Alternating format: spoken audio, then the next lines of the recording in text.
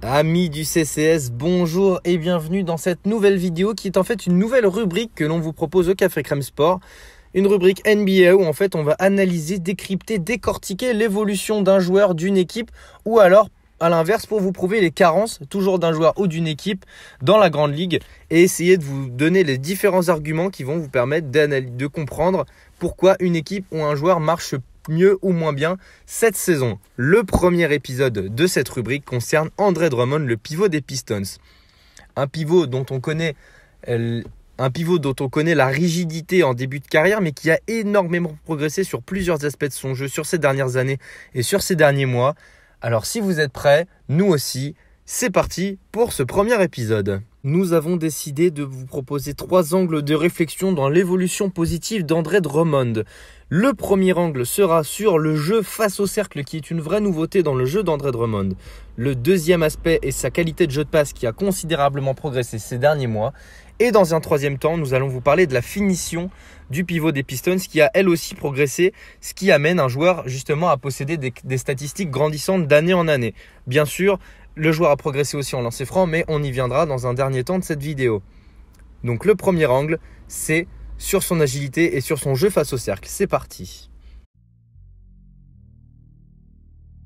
Drummond récupère le ballon assez loin du panier en position haute, ce qui ne lui permet pas d'attaquer Fernando de dos. Donc il va mettre son appui gauche vers l'arrière pour essayer de créer une distance et attaquer de face. Le fait de mettre cet appui gauche vers l'arrière et donc d'être de face à Bruno Fernando, c'est d'être aussi face au jeu. Cette position permet à Drummond donc de lire la défense adverse et de voir que sur le côté gauche et donc le côté droit de Bruno Fernando, il y a un écart où seul Trae Young se positionne et Trae Young est bien évidemment déficitaire en termes de puissance et de taille par rapport à Andre Drummond. Dédé choisit donc d'attaquer vers la gauche, un angle difficile mais il va pouvoir avec son agilité marquer au près, malgré le retour de Jabari Parker.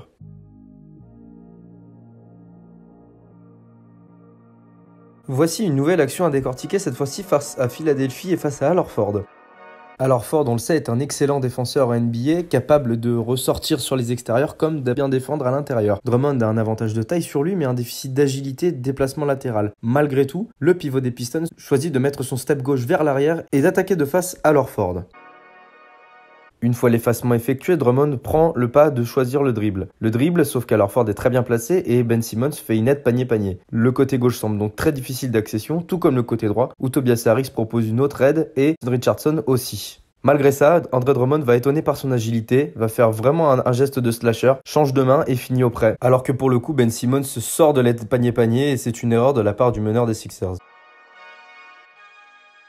On passe à une action face aux Bulls où Drummond va montrer toute l'étendue de sa lecture de jeu. Après une première transmission de la part de l'arrière au pivot, Thomas Satoransky, le défenseur direct de Luke Kennard, fait le bon choix et essaye de passer avant un premier écran potentiel. Wendell Carter, lui, est assez passif puisqu'il défend pas vraiment fléchi et semble s'attendre vraiment à une passe de Drummond vers Luke Kennard. Fin de passe de Drummond, et il y a une double lecture de jeu de la part du pivot des Pistons. D'une part, comme je le disais, Thomas Satoransky essaye de passer devant un écran potentiel, et d'autre part, il y a une deuxième lecture qui fait que Wendell Carter vraiment passe derrière le potentiel écran pour gêner un shoot de Luke Kennard. Ce qui ouvre totalement le panier à Andre Drummond qui va pas se faire prier, qui va attaquer le cercle sans aucune défense puisqu'Auto-Porter va être assez lui aussi passif sur l'action.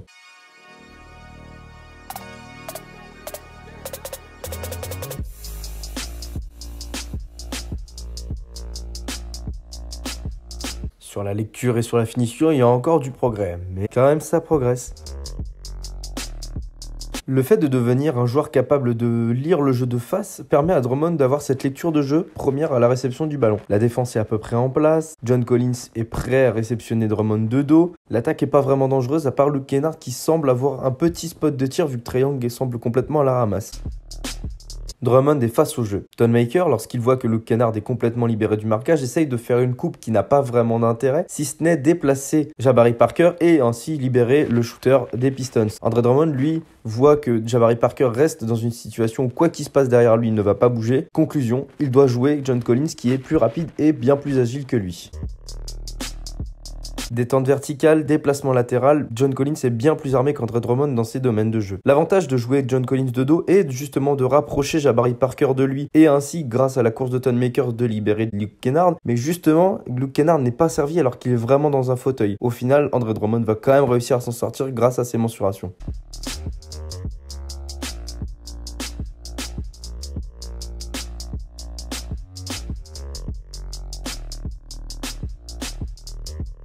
ce jeu face au cercle permet à Andre Drummond d'avoir vraiment une meilleure vision du jeu, d'être capable de faire de meilleurs choix par la suite. Dans un deuxième temps dans cette vidéo, nous allons faire un rapide point sur la qualité de passe du pivot des Pistons qui a elle aussi progressé ces derniers mois.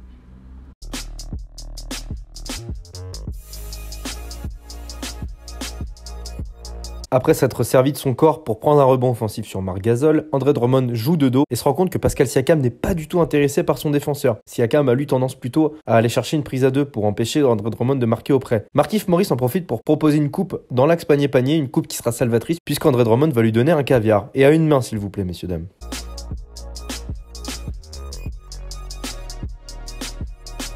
Voilà 2-3 actions en pêle-mêle pour vous prouver qu'Andre Drummond a progressé à la passe.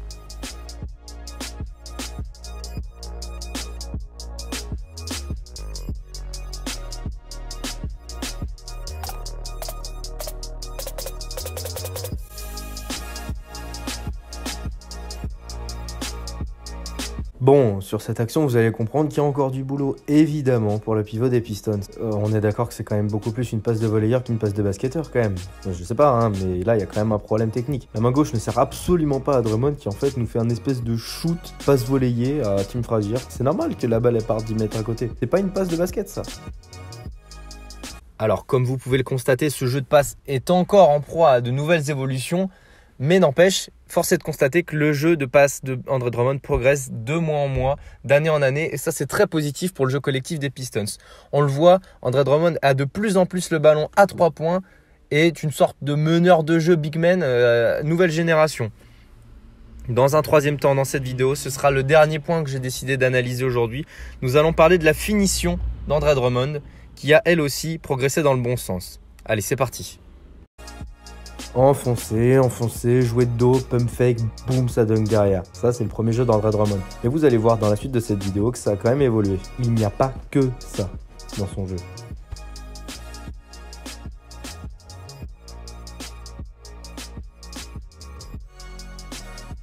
Cette action est vraiment bluffante. Tim Frazier attaque le panier, ressort sur Andre Drummond qui se retrouve seul à 3 points. Le défenseur direct, c'est Fred VanVleet. Un combo garde en fait, un mec qui peut jouer poste 1, poste 2. Drummond se retrouve dans la peau d'un poste 2, poste 3 slasher avec un mismatch défavorable. Puisque Fred VanVleet, avec sa qualité de vitesse et sa qualité d'interception, peut facilement ravir le ballon de Drummond. Au final, Fred VanVleet ne défend pas spécialement, surpris peut-être de voir Drummond prendre la décision d'attaquer sur sa main gauche. Sauf que là, il y a un vrai problème qui arrive pour Andre Drummond, c'est Marc Gasol. Marc Gasol qui prend un pas vers l'avant justement pour aller chercher le passage en force, sachant très bien qu'Andre Drummond, avec sa vitesse, il y a quand même de grandes chances pour qu'il lui rentre dedans. Eh ben non.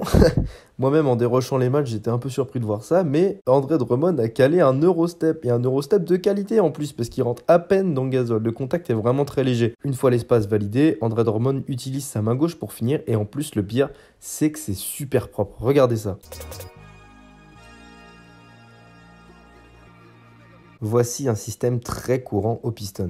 Un ball handler, en l'occurrence Derrick Rose, porte le ballon. Un arrière ou un ailier vient poser un pseudo-écran sur Andre Drummond qui, avec l'avantage qu'il a sur son vis-à-vis, pose un écran sur le ball handler et ensuite c'est de la lecture du jeu. Là, pour le coup, Derrick Rose prend le pas d'attaquer avant que ce système soit mis en œuvre. Mauvais choix, bon choix. Vous allez voir dans la suite de l'extrait, c'est pas forcément un bon choix de la part du MVP.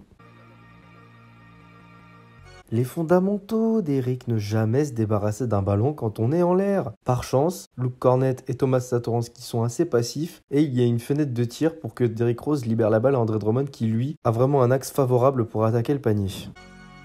Et là, c'est l'autoroute du bonheur pour Andre Drummond. Luke Kornet est en retard, Satoransky aussi. Le seul danger, c'est Zach LaVine qui peut monter éventuellement au contre. Andre Drummond, là où j'aime bien l'action, c'est que malgré le retour de Kornet, il va faire preuve d'une assez belle agilité pour aller finir au près avec un lay-up qui passe sous l'épaule du pivot des Bulls.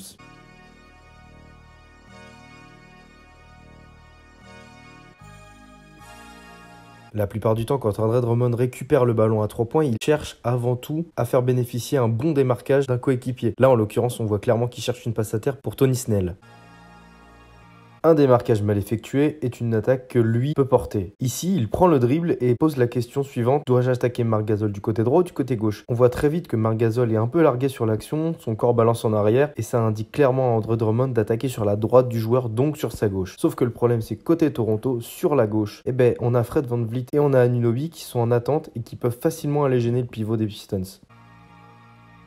Drummond attaque sur la droite de Marc Gasol, sauf que ça loupe pas. La défense très bonne des Raptors, on la connaît. Kyle Lowry essaye de piquer la balle, Fred VanVleet essaye de piquer la balle, Siakam est là en attente au cas où il faut intervenir. Marc Gasol est déjà revenu, ce qui fout quand même Drummond, on peut le dire, un peu dans la merde. Il y a une solution de passe puisque Tim Frazier est absolument seul, et si Drummond avait pu close out avant, il l'aurait aidé Tim Frazier à trouver une bonne solution de shoot. Et c'est marrant puisque vous voyez au fond, Markieff Morris indique à Drummond de ressortir sur le meneur des Pistons. Au final, VanVleet n'est pas assez incisif, Drummond garde le ballon en faisant un petit marché que les arbitres n'ont bien évidemment pas vu et finit au prêt. Pour finir cette vidéo, voici quelques extraits qui montrent l'agilité d'André Drummond dans la finition et dans la tenue de balle.